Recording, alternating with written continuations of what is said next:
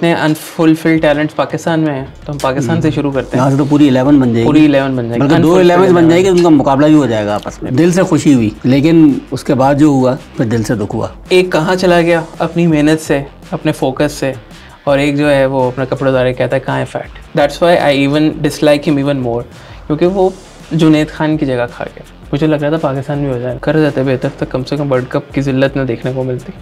New Zealand का umpire जो है ना, वो पैट्रियटिज्म की इतनी अजीम अलामत थे कि उनको कोई नहीं हरा सकता था यार। उसने वो काम कर दिया तो पाकिस्तान के जो है ना ग्रेट जनरेशन नहीं कर पाई। आपकी जगह टीम से बाहर है, चाहे आप डॉन ब्रैडमैन हो या WG ग्रेस हो।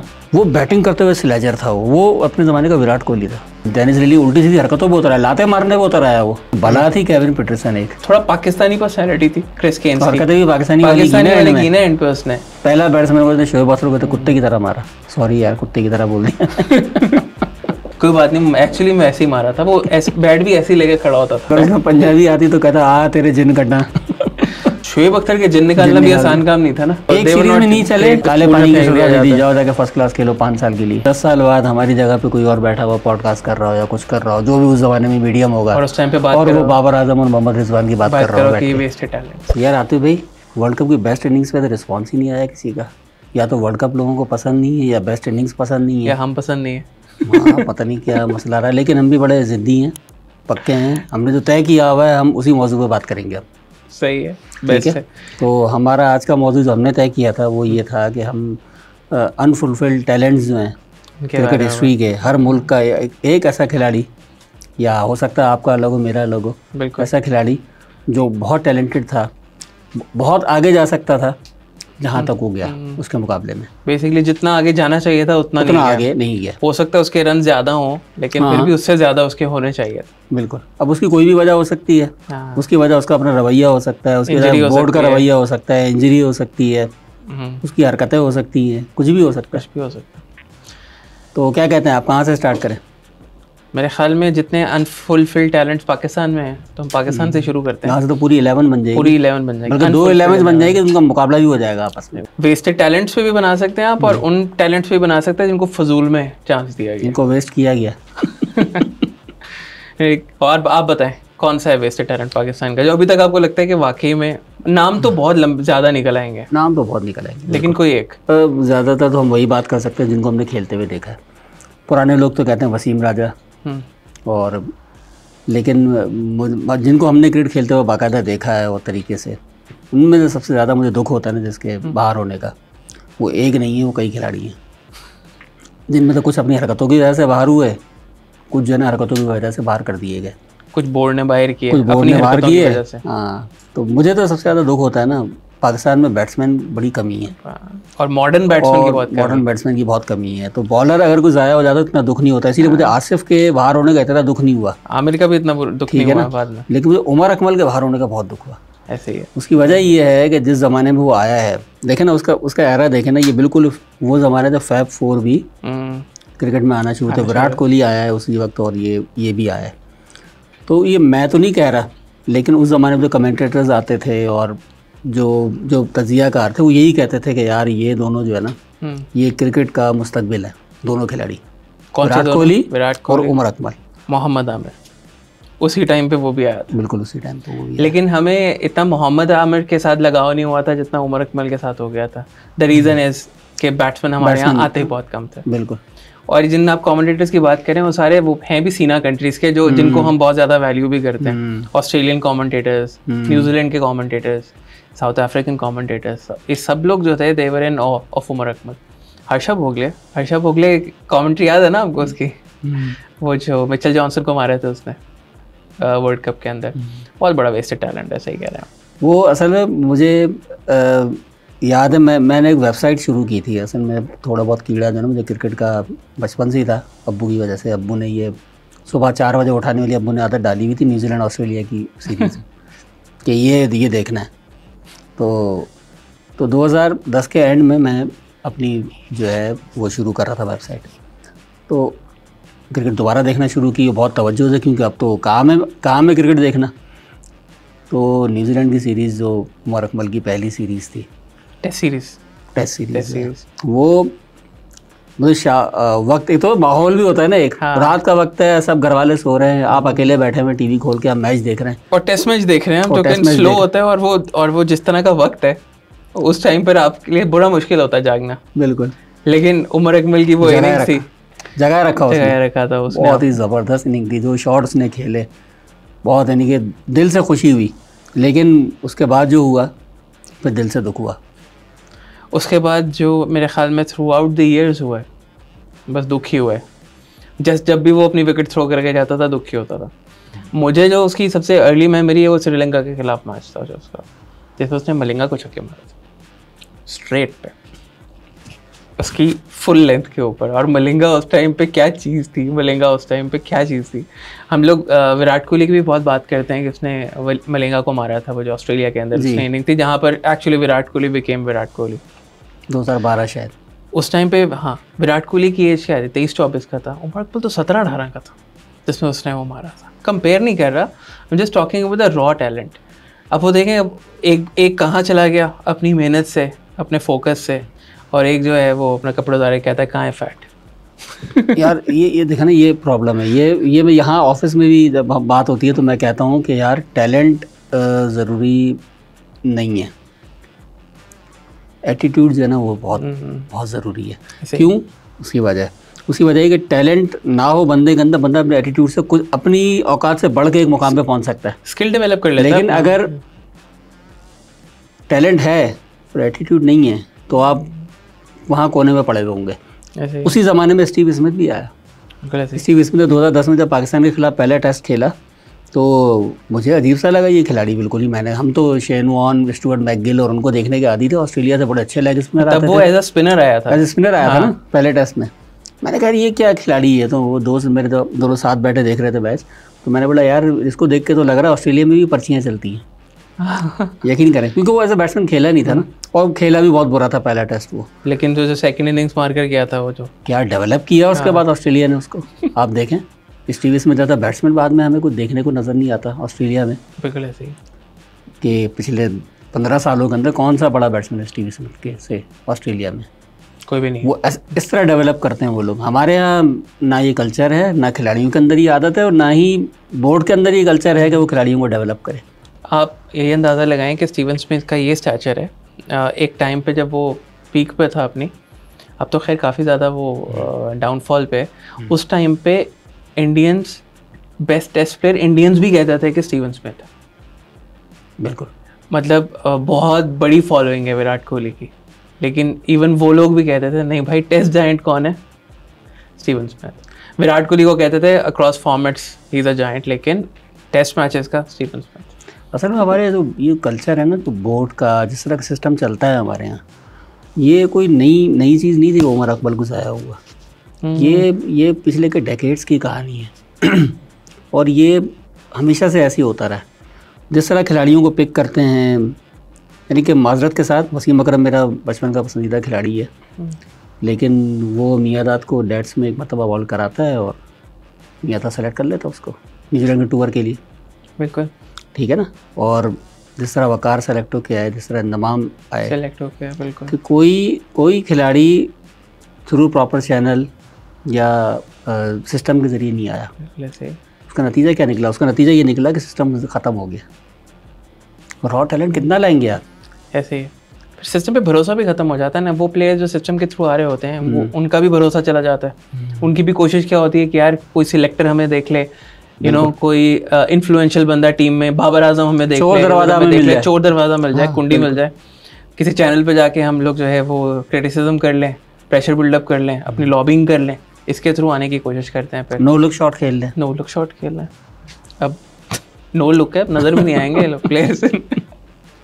खैर चले, पाकिस्तान तो हो गया, आगे पड़ोस में चलते हैं।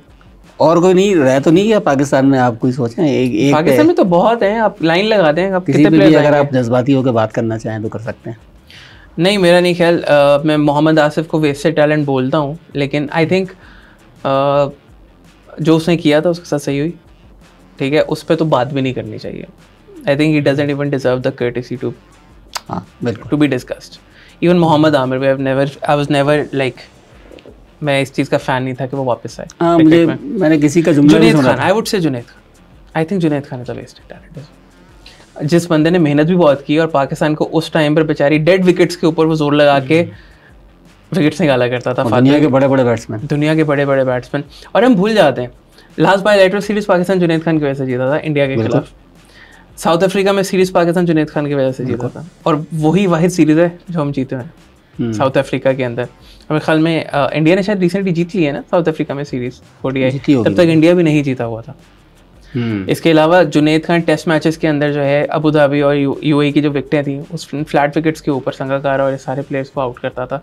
मतलब लोग भूल जाते हैं जस्ट बिकॉज वो उस तरह से फ्लैम्बॉयंट नहीं था, लेकिन मेहनती था।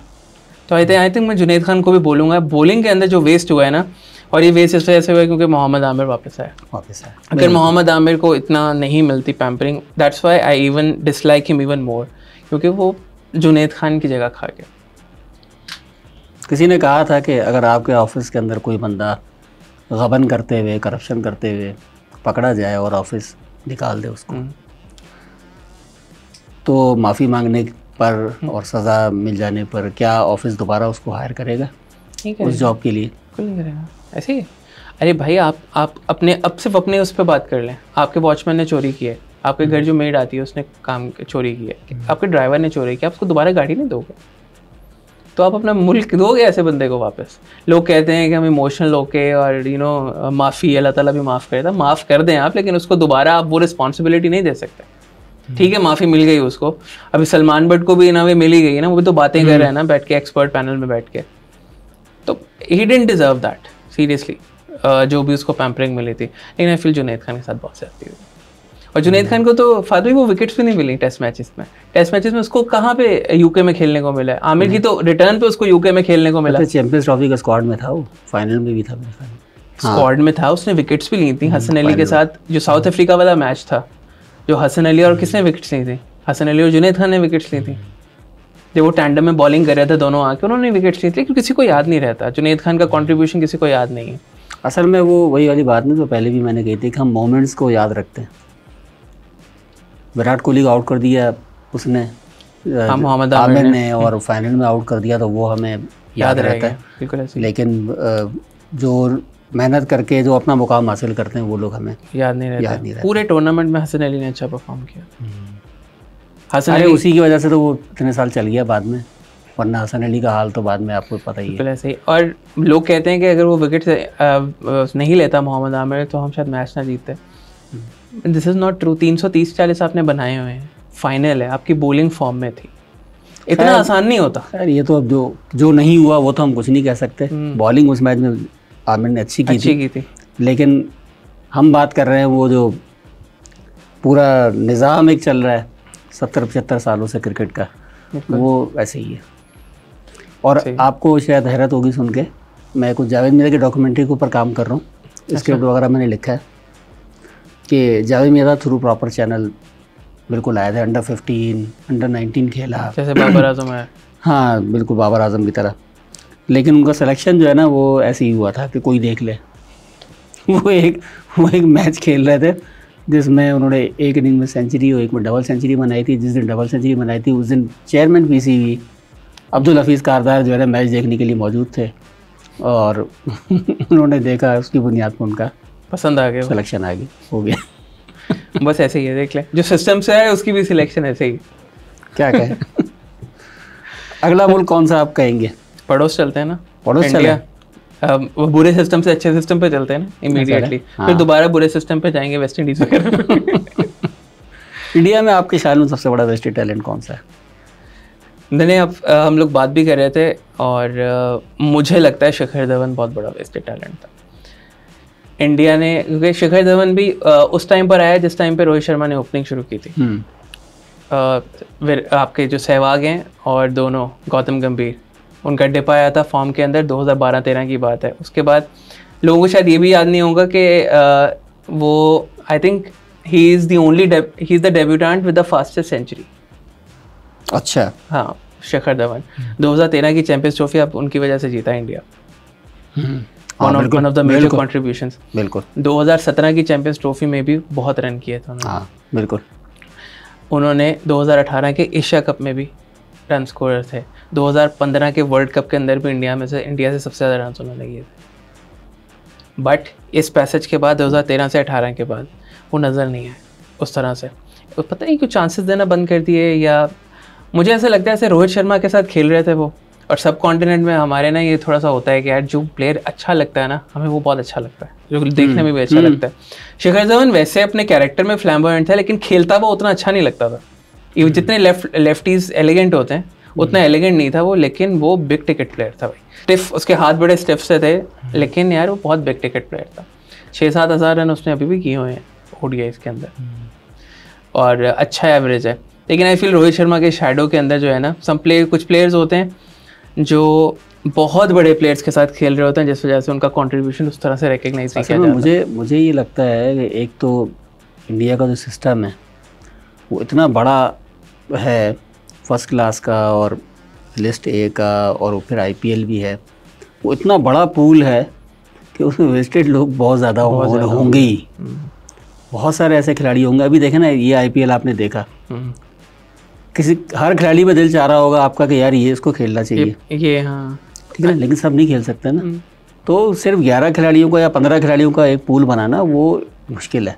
लेकिन आई थिंक फाद भाई, ये तो वो प्लेयर्स हैं जो आईपीएल में खेल रहे थे। जिस बंदे ने आपको इंटरनेशनली परफॉर्म करके दिया है वो बड़े टूर्नामेंट्स में करके दिया। आपके बड़े प्लेयर्स होते ही वो हैं जो आईसीसी टूर्नामेंट्स परफॉर्म करते हैं। बाबर अभी तक क्यों नहीं एक बड़ा प्लेयर बन पाया उस तरह से, आईसीसी टूर्नामेंट्स में परफॉर्मेंस नहीं है। Shikhar Dhawan right now is a bigger player than Babar Azam. बिल्कुल, it's a much bigger player than Babar Azam. 2013 की ट्रॉफी जिताई है उसने, और 2-3 आईसीसी चार आईसीसी टूर्नामेंट से बहुत अच्छा परफॉर्म किया था उसने। और मुझे लगता है उसको वो ड्यू क्रेडिट नहीं मिलता। आई फील कि वो अनफुलफिल्ड पोटेंशियल है उसका, और उसकी रिटायरमेंट भी बड़ी वो बिटर के तरीके से गई है। उसके पर्सनल इश्यूज भी चलते रहे शिखर धवन की। आई थिंक उसका डिवोर्स वगैरह और ये सारे सेटअप के अंदर भी he lost a lot of form. लेकिन आई फील उसको उस तरह से सपोर्ट नहीं मिला जिस तरह से मे बी अगर उसको मिलता तो उसके कम से कम भी 10,000 रन होते ओडीआई से, कम से कम भी। और ये 5 साल जिसमें वो नज़र नहीं आया फन भाई, उसमें रोहित शर्मा कहाँ गया। तो 2019 वर्ल्ड कप की बात करें तो वहाँ पे केएल राहुल आ गया था शिखर धवन की जगह पे। आई एम नॉट श्योर कि हो सकता है उसकी कोई इंजरी भी हो, लेकिन उसको उस तरह से सपोर्ट नहीं मिली, और केएल राहुल को बहुत सपोर्ट मिली है। केएल राहुल को तो इतनी सपोर्ट मिली है कि मतलब इंडियंस खुद भी कहते हैं कि भाई क्यों इतना सपोर्ट कर रहे हो आप। ऑल्दो केएल राहुल जब आईपीएल में स्टार्ट लिया था, फास्टेस्ट आईपीएल की 50 केएल राहुल ने मारी थी। आई थिंक अभी भी उसी की है, 13-14 बॉलों पे है उसकी 50। ही चेंज हिज गेम, पता नहीं उसकी गेम को क्या हुआ, उसके बाद डिफेंसिव हो गया और बड़े मैचेस में परफॉर्म नहीं किया उसने। और 2023 वर्ल्ड कप में देख लें, वो वाली इनिंग्स जो है मेरे ख्याल में इंडियंस जो है वो बहुत मुश्किल से माफ़ करेंगे अगर करेंगे तो। वैसे वर्ल्ड कप 2019 के सेमीफाइनल वाली भी नहीं करेंगे, 1 रन पे आउट हुआ था केएल राहुल। नहीं, मुझसे एक्सपेक्टेड भी नहीं था। उसमें तो खैर सभी आउट हो गए थे। कोहली भी 1 रन पे आउट, रोहित भी 1 रन पे आउट, टॉप ऑर्डर तो सारे उड़ गया था, तीनों 1-1 रन बना के आउट। लेकिन केएल राहुल ने बिल्कुल ही कभी परफॉर्म नहीं किया बड़े मैचेस में जब उससे एक्सपेक्ट किया जाता है। मुझे पुराने खिलाड़ी में मुझे जो है ना, वैसे करनी तो नहीं चाहिए बात, अजहरुद्दीन मुझे लगता है। अजहरुद्दीन बहुत बड़ा खिलाड़ी, जिस स्टाइल का वो बैट्समैन था और फील्डर भी बहुत अच्छा था। जो अंदाज था उसका खेलने का, यानी कि खूबसूरत बैट्समैन, और उसको मौके भी बड़े मिले, टीम भी अच्छी बनना शुरू हो गई थी। सचिन भी थे, सिद्धू भी थे, कामली भी आ गए थे, बॉलर भी अच्छे, श्रीनाथ आ गए, अच्छे बॉलर्स भी आना शुरू हो गए, कुंबले आ गए। पता नहीं क्यों क्या समझ के क्या किया कर दिया, फिक्सिंग के चक्कर में जो ना पड़ गए और इन चीज़ों में। तो 90s की जितनी इंडिया की हार है ना, सब के सब जो है ना वो उसको एक नया एंगल मिल गया। इंडिया जहाँ जहाँ हारा ना, अब हर उस हार को बंदा जो है ना फिक्सिंग एंगल से देखता है। जिस तरह हमारी है 90s की 90s की हमारी हारें भी सारी ऐसी है ना कि हम हर हार को जो है ना उस एंगल से देखने शुरू हो गए। बिल्कुल। तो वो अजहरुद्दीन की सारी अच्छाइयाँ, सारी उसकी सब कुछ छुप गई, खूबसूरतियाँ, वो सब की सब जो है ना ख़त्म हो गई। उसने तो खैर अपने पाँव पे खुद कुल्हाड़ी मारी अपने। अच्छा, वैसे मैंने उसको सिर्फ हाइलाइट्स में देखा है, क्योंकि उस टाइम पर मैं बहुत छोटा था, लेकिन उसको देख के लगता था वो सब कॉन्टिनेंट का प्लेयर है, थोड़े ऑस्ट्रेलियन एटीट्यूड के साथ। जिस तरह से वो खेलता था ना, ऑस्ट्रेलियन एटीट्यूड लगता था उसका। इस तरह विराट कोहली का नहीं लगता था, ऑस्ट्रेलियन एटीट्यूड है उसका। आपके लिए अजहरुद्दीन है आपने इसको खैर खेलते हुए भी देखा हुआ है तो आपको बेहतर अंदाजा होगा इस चीज़ का। लेकिन वही बात है, जो मैच फिक्सिंग करके अपना बेड़ागर करते हैं ना, उनके लिए तो नो सिंपैथीज, सीरियस। आगे चलते हैं, बुरे सिस्टम पे चलें वापस। हाँ चलें। बुरे सिस्टम पे चलते हैं, थोड़ा श्रीलंका पे चले जाते हैं। बांग्लादेश पे क्यों ना जाएं? बांग्लादेश पे चले जाएं, बांग्लादेश पे चले जाएं, अभी चले जाएं। अभी भी यार वो जो बंदा मुझे इंतहाई पसंद है उनमें से, जो बांग्लादेश का लगता नहीं है, वो है महमूदुल्लाह। वो बेचारा फिर भी 5 डाउन आता है। अभी रिसेंटली जो T20 वर्ल्ड कप हुआ था, वो बंदा 5 डाउन आ रहा था, अभी उसको कभी अच्छा नंबर मिला ही नहीं है। और मैंने उसको देखा है, जब भी वो फास्ट ब्रेक क्रंच मैचेस में आता है वो बंदा परफॉर्म करता है। बिल्कुल। आपको पूरी टीम में से महमूदुल्लाह से डर लगता है और शाकिब अल हसन से डर लगता था, वो शिखर रहीम से भी नहीं लगता था, वो भी किसी तरह से आउट हो जाता था। टॉप ऑर्डर तो बिल्कुल ही आप किसी तरह खाते में नहीं लेकर आते थे ना इनका, ठीक है। तमीम इकबाल थोड़ा बहुत वो भी आउट हो जाता था। तो पूरी टीम ही अनफुलफिल्ड है ना, यानी कि आप अंदाज़ा लगाएं कि 99 में समझे मंजर आम पे आई पाकिस्तान को हरा के, अशरफुल बहुत जल्द स्टेटस मिल गया, सब कुछ मिल गया। उससे पहले बड़े बड़े टूर्नामेंट बांग्लादेश में हुए, ICC ने टूर्नामेंट्स करवाए, हर दूसरा एशिया कप बांग्लादेश में हो रहा है, लोग भी मौजूद हैं, पैसा भी मौजूद है। अभी भी बांग्लादेश जो है वो साउथ अफ्रीका और वेस्ट इंडीज़ के बराबर की मार्केट है, लेकिन फिर भी टीम कुछ नहीं कर पाई। नहीं, अफगानिस्तान ने इससे कहीं कम अरसे में कहाँ से कहाँ पहुँच गई, लेकिन बांग्लादेश उस माइंडसेट से निकला ही नहीं 99 वाले से। उन्होंने तहिया कर लिया कि हम जो है अनफुलफिल्ड टैलेंट ही रहना है हमने। और तो आपको लगता नहीं है कि इसमें बहुत बड़ा किरदार शाकिब अल हसन का, जो न्यूज़ में और जिस तरह का उसका कैरेक्टर अभी नज़र आता है, एटलीस्ट हम लोग को दूर से देख के जिस तरह का कैरेक्टर नज़र आता है शाकिब अल हसन का, उसका बड़े प्लेयर वाला एटीट्यूड है नहीं। उसने अपने साथ प्लेयर्स तैयार नहीं किए। शाकिब अल हसन मेरे ख्याल में वर्ल्ड क्लास प्लेयर उनमें से बात करें तो एक शाकिब अल हसन है जो वर्ल्ड एक्सेप्टेड है कि यार मतलब बेस्ट ऑलराउंडर और ये सारा कुछ है। और उसका एटीट्यूड देखें, उसके तमीम इकबाल से लड़ाई, और ये जो सीनियर्स की आपस में टसल है ना, सबसे लड़ाई है उसकी, सबसे लड़ाई सीनियर्स के आपस में जो टसल है, जिस वजह से आप महमूदुल्लाह को 7 पे भेजे, 5 डाउन पे आप भेज रहे हैं महमूदुल्लाह को, उसके पास बॉल ही नहीं बच रही है, आप ऊपर सारे वेस्ट करते हुए जाते हैं। आप अब मैच विनिंग प्लेयर को आप कहाँ पे भेज रहे हो, just because of your internal politics. मुझे लगता है इसमें शाकिब अल हसन का बहुत कसूर है। नहीं, बोर्ड की पॉलिटिक्स भी है, सिर्फ खिलाड़ी की पॉलिटिक्स से कुछ नहीं होता। प्लेयर पावर जो है ना, पाकिस्तान और बांग्लादेश जैसे मुल्कों में प्लेयर पावर एक हद से ज़्यादा नहीं बढ़ सकती। इंटेंट तो सही होनी चाहिए ना, तो इंटेंट ना बोर्ड की सही है ना खिलाड़ियों की सही है ना, तो बेड़ा गर्क किसका होगा, वो क्रिकेट का होगा, जिस तरह हमारे यहाँ है पाकिस्तान में, बांग्लादेश में। तो वहाँ सिर्फ खिलाड़ियों का किरदार नहीं है, वहाँ बोर्ड के अपने भी बड़े मसाइल हैं बांग्लादेश में। होंगे फास्ट भाई, लेकिन शाकिब अल हसन को बड़ी अजीब सी स्टेटमेंट्स देते हुए देखा हुआ, आपने देखा होगा, वो बड़ी डिफीटिस्ट सी स्टेटमेंट्स दे देता है। वो इंडिया से खेल रहा है तो वो बोल देता है भाई मतलब फाइट करने की कोशिश करेंगे, मतलब जीतने का कोई प्लान नहीं है। सही है, बंदा कह ही देता है we are here to win और एनीथिंग। मतलब इतने बड़े प्लेयर होने के बावजूद आपका ये माइंडसेट है। इसमें फिर खिलाड़ी ज़ाया होते हैं। अशरफुल बहुत अच्छा बैट्समैन था इनका, तूफान बर्पा कर दिया था। ऑस्ट्रेलिया के खिलाफ सेंचुरी मारी थी ना उसने, उसकी कौन सी टीम को मारी थी उसने? वो वाली टीम जिसको हमने कोई भी नहीं हरा पाता था। 2 वर्ल्ड कप जीत लिए बगैर जो है ना हारे, और वो चैंपियंस ट्रॉफी भी उसी के पास, सब कुछ उसी के पास उस एरा में, उस टीम को हरा दिया। लेकिन अशरफुल खेल ही नहीं पाया, इतना खेल ही नहीं पाया, बहुत थोड़ा खेल में पड़ गया है। तो मसला हमारे यहाँ ये भी है ना, ये ख़ास तौर पर पाकिस्तान और बांग्लादेश। इंडिया में आप मसला काफ़ी हद तक हल हो गया, बिल्कुल हल नहीं हुआ होगा क्योंकि अभी श्रीशांत वाला केस भी ज़्यादा अरसा नहीं हुआ, 10 साल हुए होंगे आया था। And the reason is politics, उसके अलावा कुछ और कोई है ही नहीं। और श्रीलंका का भी यही हाल हुआ। श्रीलंका जिम्बाब्वे के अलावा मेरे ख्याल में वाहिद बोर्ड होगा जिसको बैन किया है ICC ने पॉलिटिकल इन्फ्लुएंस की वजह से। मुझे लग रहा था पाकिस्तान भी हो जाएगा। जो हरकतें इनकी थी ना पिछले 2 सालों में, ये वाकई में ये होने वाला था। कर जाते बेहतर तक, कम से कम वर्ल्ड कप की जिल्लत न देखने को मिलती। जो 2023 और 24 के वर्ल्ड कप जो टॉर्चर है ना फास्ट भाई, बहुत बड़े टॉर्चर है यहाँ। 2023 और 24 के वर्ल्ड कप है ना, दोनों टॉर्चर थे हमारे। खैर, बांग्लादेश, महमूदुल्लाह आपका पूरी बांग्लादेशी टीम मेरे लिए अनफुलफिल्ड है। एज अ टीम ही अनफुलफिल्ड है। चले आगे चलते हैं, फिर कहाँ चले? श्रीलंका पे बात करना चाहेंगे। श्रीलंका का मुझे चंदीमल ज़हन में आता है। दिनेश चंदीमल खेला तो वो बहुत है, फिर भी खेल गया है वो, लेकिन उतने रन नहीं बना पाए जितने उसको बनाने चाहिए थे as a top order batsman. He was suppose to be a successor of Jayawardene, I would say. वो जयवर्धने की पोजीशन पे आके खेलता था 2 डाउन पे आके, लेकिन उसी टाइम पे आया था वो, उसी के आसपास इस टाइम पे उमर अकमल भी अपने पाँव जमा रहा था। लेकिन आई थिंक वो भी टीम से भी बाहर रहा है काफ़ी टाइम में, काफ़ी टाइम टीम से बाहर रहा है वो भी, लेकिन वो भी अनफुलफिल्ड पोटेंशियल है, उस तरह से खेल नहीं पाया। खैर खेला तो बहुत ज़्यादा है, उस तरह से खेल नहीं पाया, अपना जो पोटेंशियल था उसको अचीव नहीं कर पाया। मतलब आप सोचते हैं, आप कहते हैं यार दिनेश चंदीमल ने ऐसी कौन सी इनिंग्स खेली है, रन तो उसके हो गए होंगे फिर भी 5-7 हज़ार रन होंगे, 5-6 हज़ार रन उसके टेस्ट मैचेस में है। एंजेलो मैथ्यूज़ का मुझे लगता था कैसे वो उस तरह से परफॉर्म नहीं कर पाया, ही वॉज अ ऑलराउंडर के तौर पे आया था, लेकिन वो सिर्फ प्योर बैट्समैन के तौर पे खेला बाद में।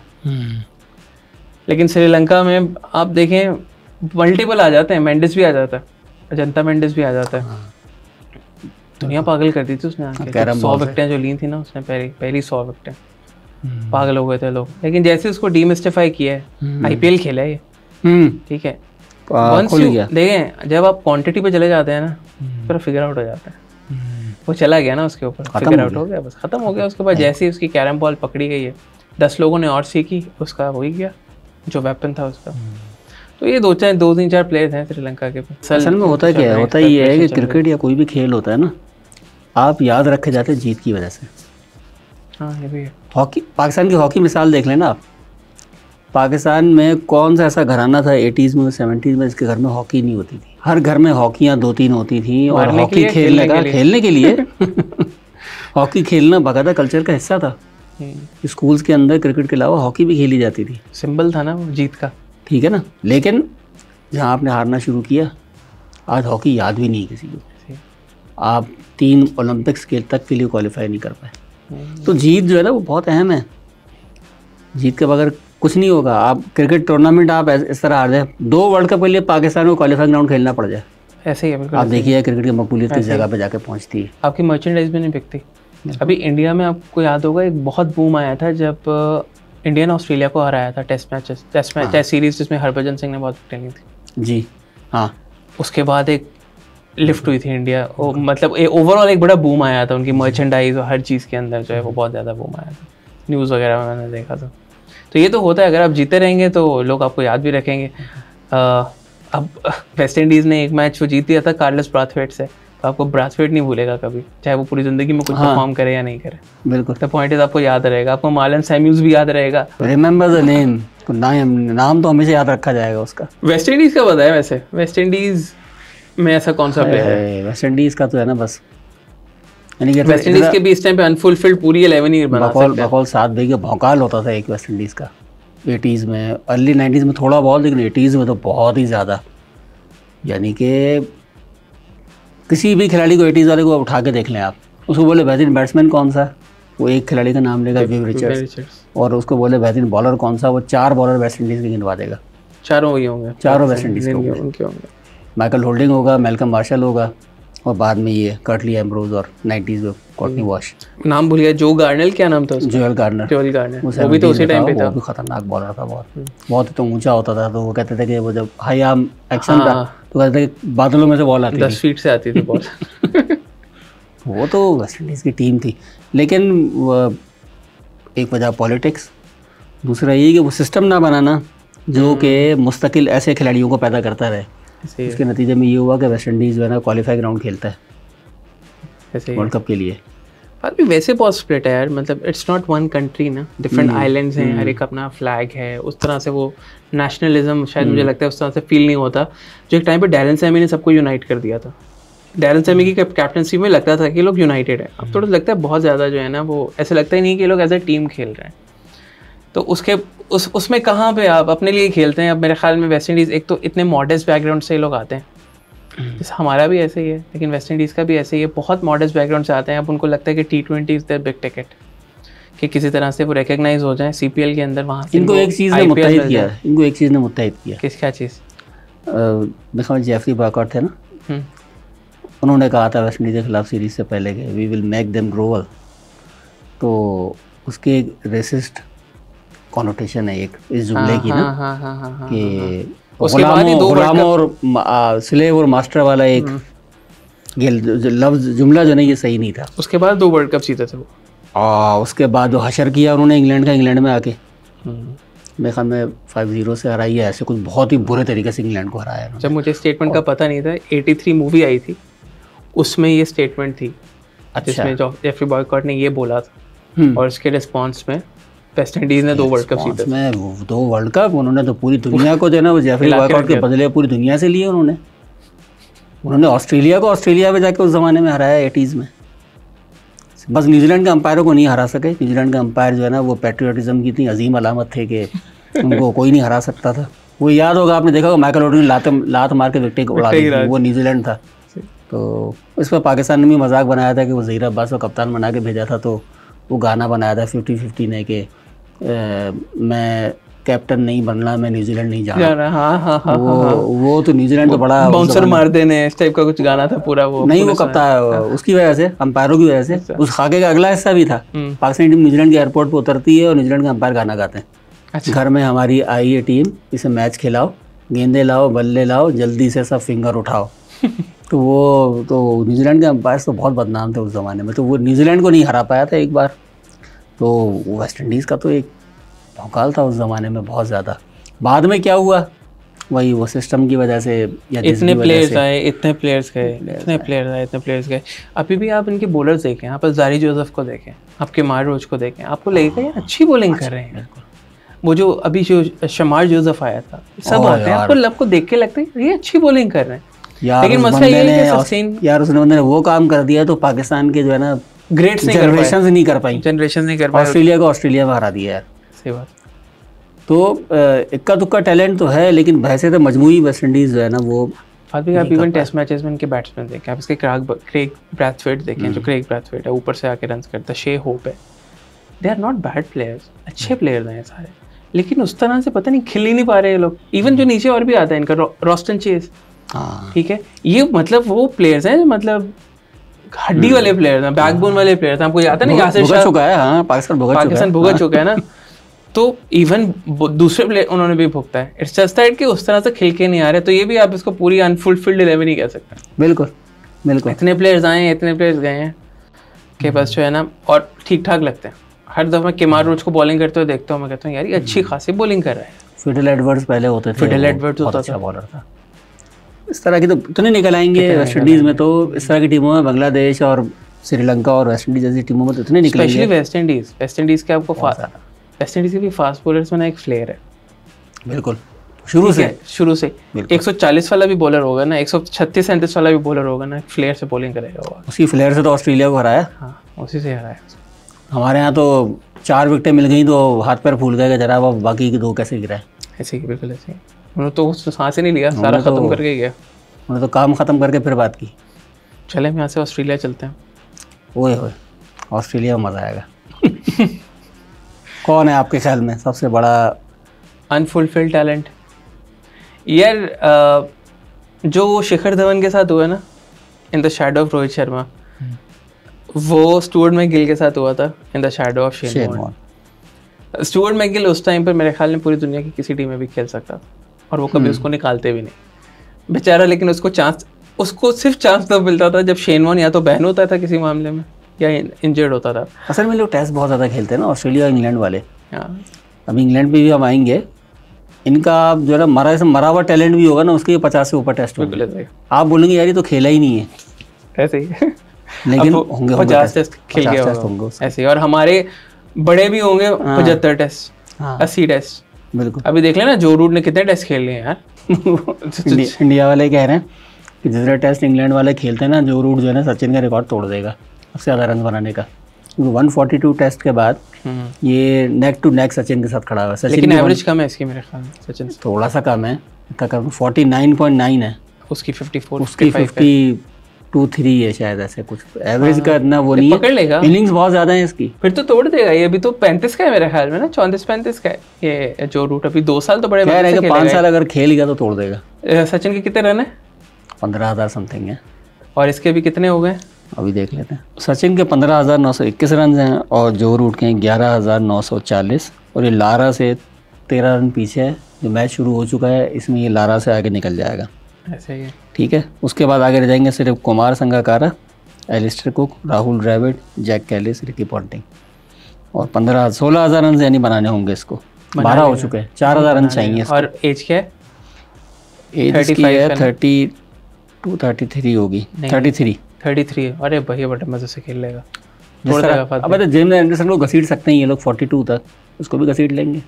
और भी उसको घसीटा चले। जेम्स एंडरसन जो है वो इंग्लैंड में बॉलिंग बहुत ज़्यादा की उसने, लेकिन एज अ बैट्समैन इंग्लैंड में ज़्यादा खेलना और वहाँ पर रन करना बहुत takes a lot of talent.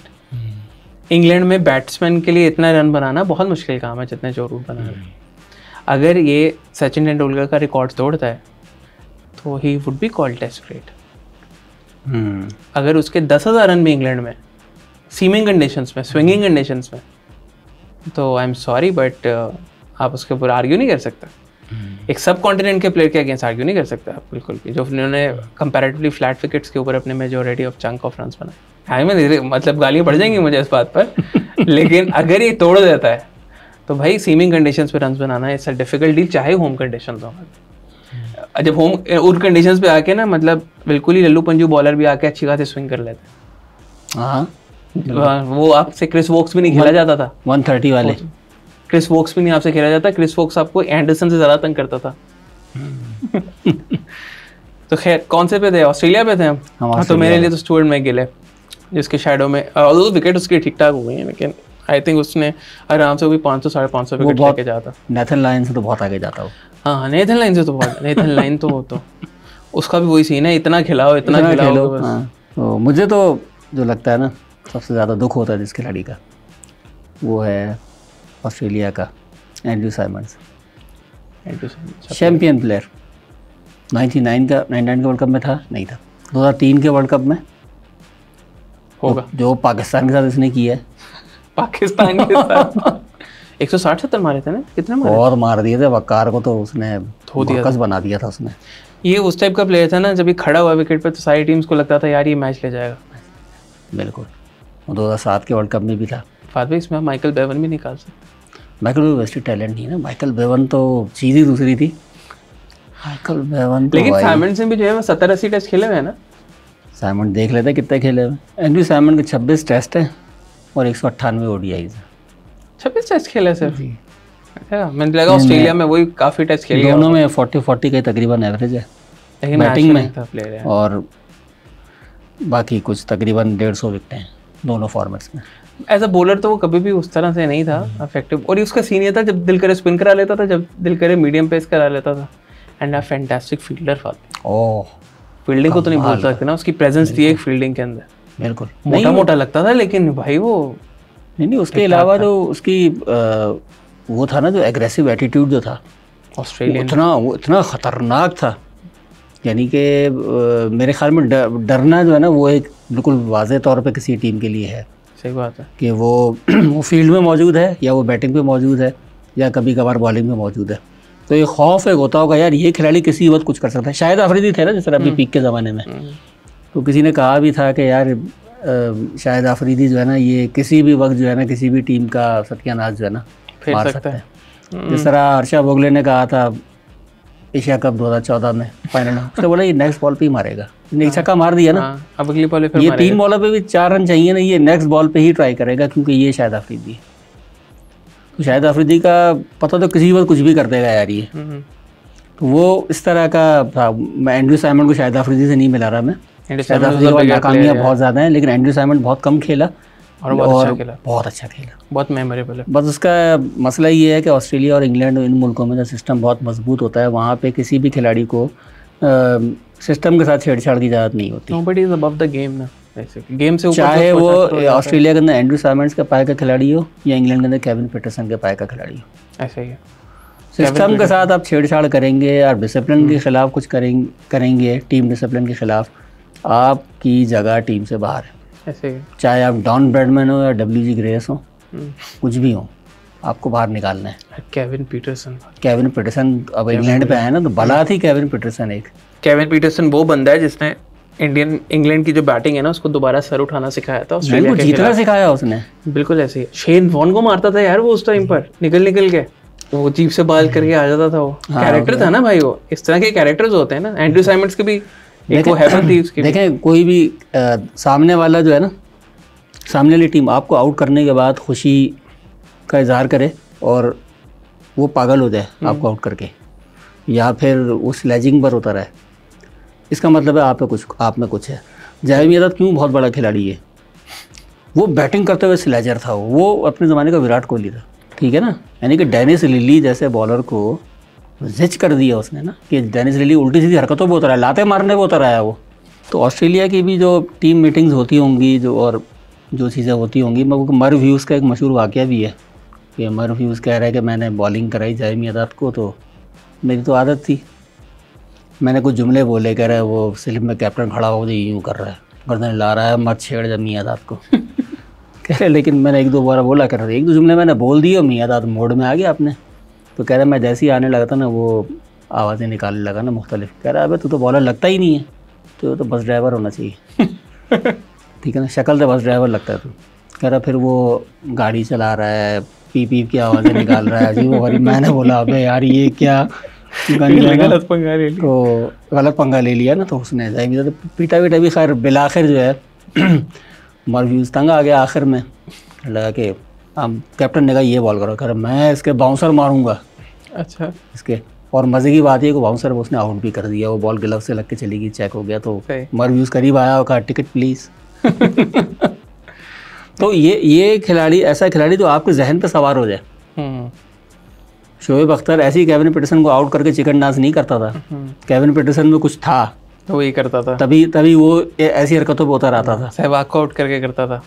बिल्कुल, तो वो उस खिलाड़ी के अंदर कुछ दम है ना ऐसे, तो वो ये दम को जाहिर करता है। केविन पीटरसन ने इंग्लैंड को जीतना सिखाया उस टाइम पर, उसने और बॉलिंग में फ्लिंटॉफ ने, बिल्कुल दोनों ने। उसी के बाद उठी है इंग्लैंड की टीम दोबारा टेस्ट मैच के बाद, वरना ये लोग बेचारे ये नासिर हुसैन वगैरह, इन्होंने तो पहली ट्रॉफी केविन पीटरसन जो है जीती है, वो 2010 का T20 वर्ल्ड कप। कॉलिंगवुड ऐसी जो है वो मौज लग गई उसकी वो तो। लेकिन जब मामला ख़राब हुआ तो केविन पीटरसन को जेफरी बॉयकॉट ही थे शायद, उन्होंने बोला कि इंग्लैंड जो है ना अगले 5 साल तक कोई मैच ना जीते, लेकिन ये नहीं खेलेगा। लेकिन ये सिस्टम के से जो छेड़छाड़ इस बंदे ने की है, डिसिप्लिन को ख़राब किया है, इस बंदे की टीम में जगह नहीं है, इसको बाहर होना चाहिए। बहुत बड़ी, और कर दिया बाहर, और वापस आया भी नहीं एज अ कैप्टन। हमारे यहाँ तो हमारे यहाँ तो इस तरह खिलाड़ी तो पंगा लेके बाहर होता है ना, ये तय है कि 1-2 साल में उसकी वापसी है एज अ कैप्टन आएगी अभी रिसेंट एग्जांपल है बाबर आजम की, टीम से बाहर तो नहीं हुआ लेकिन एज अ कैप्टन बाहर है। ऐसी 5 मिसालें और होंगी, आप हिस्ट्री से निकालेंगे तो बहुत निकल आएंगे। वसीम अकरम की है, जावेद मियांदाद की अपनी है कि जो कैप्टन बनना है तो टीम से निकाले जाओ, हमारे यहाँ तो बस यही हो गया। हाँ बिल्कुल। ऑस्ट्रेलिया के साथ न्यूजीलैंड है, उधर चलते हैं फत भाई। आया है न्यूजीलैंड में तो बड़ी, फिर बहुत ही मीठी टीम है कसम से, लेकिन इंतहाई नॉन मीठा प्लेयर आया था उनके पास एक, खतरनाक। पहुंच गए होंगे आप, मैं पहुंच गया अब जो लोग तो 90s की 96 से लेके 2005 तक क्रिकेट देखी है उनको क्रिस केन्स लाजमी याद होगा। बिल्कुल, मतलब क्रिस केन्स अगर खेल जाता जितना कैलिस खेला है तो Chris Cairns was a much bigger allrounder. लेकिन मेरे ख्याल में उसका भी वो है ना, इसको कहते हैं 300 विकेटें हैं, 300 विकेटें और 200 विकेटें और 3000 रन, ऑलराउंडर्स का एक पैकेज बोला जाता है ना, 200 विकेटें और 3000 रन। ठीक है, 5वां 6ठा प्लेयर है, तो 6-7 प्लेयर्स ही हैं दुनिया में जिन्होंने ये अचीव किया। तो ये वो बंदा था।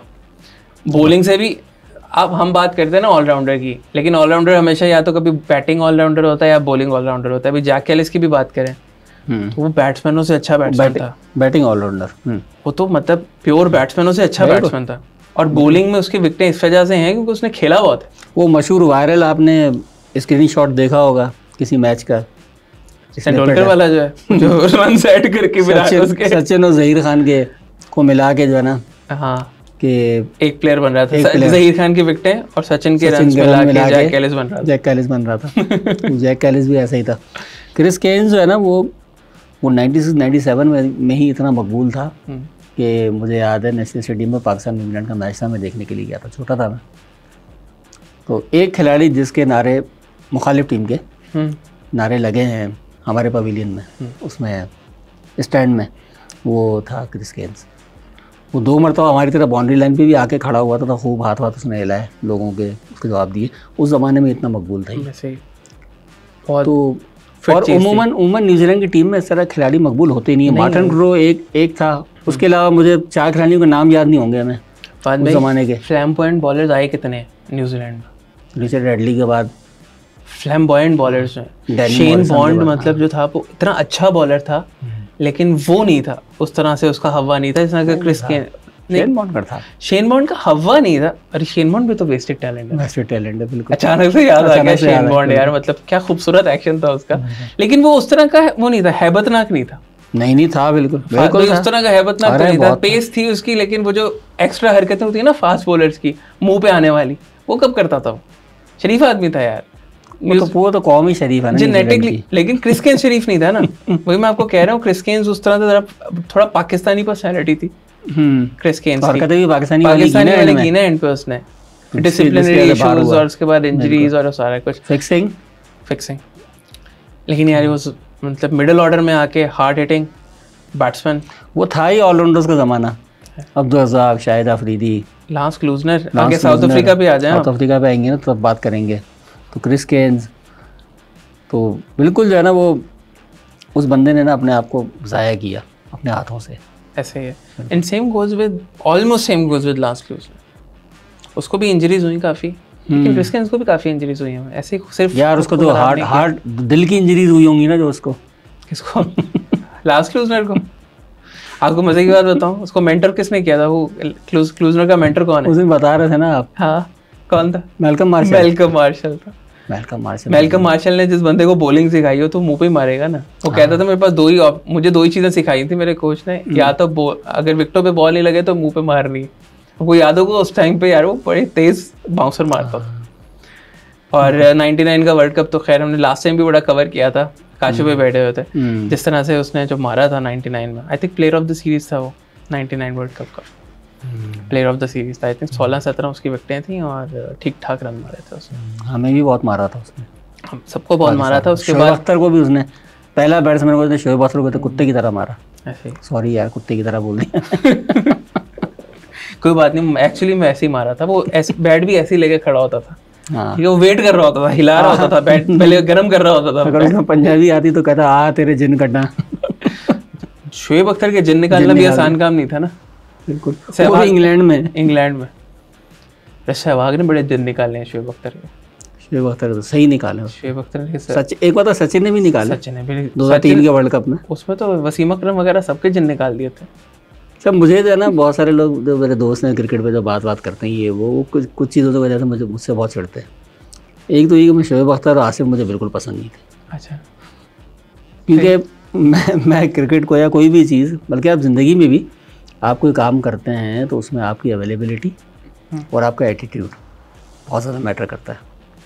एक ऑफिस में आप जॉब करते हैं, वहाँ पे आपका अवेलेबल होना और काम के हवाले से आपका एटीट्यूड बहुत मैटर करता है। आप हफ्ते में 7 में से 4 दिन आते हैं और 3 दिन गायब रहते हैं। किसी वक्त छुट्टी कर लेते हैं, किसी वक्त ज़ख्मी हो जाते हैं, किसी वक्त बीमार पड़ जाते हैं। ऑफिस के अंदर आपकी क्या शोहरत होगी? जब ऑफिस को आपकी ज़रूरत है, आप है ही ना, आप इंजर हो तो शोएब अख्तर जो इंजर्ड होता था ना बार बार, इसीलिए मैं कहता हूँ ना, उसी ज़माने में मुझे मोमेंट्स पसंद नहीं थे। बट ठीक है, उसने आउट कर दिया किसी को, ठीक है भाई, मैच जीता है नहीं जीता पाकिस्तान, जिताए भी हैं, ठीक है, नहीं जिताए हैं, लेकिन जब पाकिस्तान को ज़रूरत होती तब वो इंजर्ड होता था। मतलब उसका फाद भी दूसरा आसिफ का तो खैर एटीट्यूड का, आसिफ का तो एटीट्यूड का मसला था ना, वो तो चरस रख के जो उसमें बस हो गया बहरहाल। लेकिन फाद में शोएब अख्तर का इंजरीज का अपना एक मसला था, फ्लैट फुटेड और वो सारा कुछ था, वो क्रेजी था। लेकिन ये है कि he could have been better managed. अगर उसको बेहतर तरीके से मैनेज किया जाता तो आई थिंक पाकिस्तान के लिए बहुत बेहतर होता। जो डोमेस्टिक में वेस्ट हुआ है, वो जितने वो बताते हैं ना, 9 ओवर्स का स्पेल उससे करवाते थे है पिंडी की हीट के अंदर, लाहौर की हीट के अंदर, तो मतलब इसमें अच्छे प्लेयर वेस्ट हो जाते हैं। शोएब अख्तर की किताब में एक ज़बरदस्त वाक़या लिखा हुआ। उसने बोला मैं PIA में, मेरी पहली जो टीम थी PIA थी। अच्छा। और उसको कराची में रहना पड़ा 90s में, तब कराची में हालात बड़े ख़राब होते थे उस ज़माने में, और वहाँ पे जो है इसको खिलाते नहीं थे ये लोग। पूरा सीज़न इसको बगैर खिलाए या 1-2 मैचेस खिलाए होंगे, बिठा के ऐसे गुजार दिया। अगले सीज़न में ये KRL चला गया या ज़री तरक्याती बैंक किसी और टीम में चला गया, और कहते हम ट्रॉफी में PIA से मैच पड़ गया। गुस्सा निकाला होगा इसने सही भाई। कहते हैं कि ये मैच के बाद ये उनके ड्रेसिंग रूम के बाहर खड़ा हुआ उसको बोल रहा है मुझे नहीं खिलाया तुम लोगों ने, मैं तुम लोगों का बेड़ा गर्क कर दूंगा। उसने बोला भाई इसको ले जाओ यार। बोला मैनेजमेंट नहीं खिलाती थी, हम खिलाड़ियों ने थोड़ा कसूर थोड़ी किया, बाउंसर ने मार मार के हमारा हाल बुरा कर दिया इसने। कैरेक्टर चाहिए होते हैं यार आपको, कसम से कैरेक्टर था शोएब अख्तर। किसी इंटरव्यू में बोल रहा था ना यार मतलब क्या है यहाँ पे तुम लोग क्या करने आए हो, क्रिकेट खेल रहे होते हैं बच्चे, ना स्लेजिंग करते हो ना कोई पुशिंग करते हैं, कुछ भी नहीं करते, मतलब ये क्या तुम लोग करने आए हो। ठीक है, तो खून निकले थोड़ा बहुत मजा आता है उसका, तो ये सीन है। लेकिन ये है कि नाम बना गया अपना शोएब अख्तर थोड़े से टाइम में। 160-70 विकेटें उसकी टेस्ट मैचेस में, आई एम नॉट रॉन्ग, 200 विकेटें भी नहीं हुई थी उसकी पूरी, 160-70 विकेटें उसकी। लेकिन जो इम्पैक्ट है ना वो बहुत बड़ा, बिल्कुल।